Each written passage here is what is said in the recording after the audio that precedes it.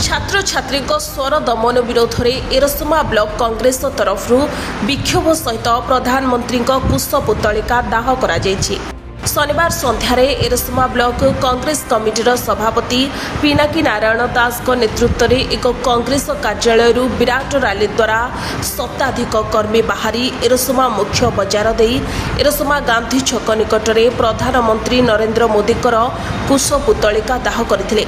उक्त कार्यक्रम में सेवा दल ब्लॉक संयोजक रवींद्र कुमार मुदुली, जिला कांग्रेस सभापति बल्लभानंद स्वाई, कोषाध्यक्ष पूर्णचंद्र प्रधान, एरसमा ब्लॉक कांग्रेस उपसभापति सुधाकर खटुआ, बालीतुठ पूर्वतन सरपंच अखिल बल्लभ स्वाई समेत एरसमा ब्लॉक 25 गोटी पंचायत कांग्रेस कर्मी माने जोग देथिले। मंत्री जड़े एते दिन पर इस्तीफा देले, खाली इस्तीफा नुहे दल बहिष्कार करदेवा कथा।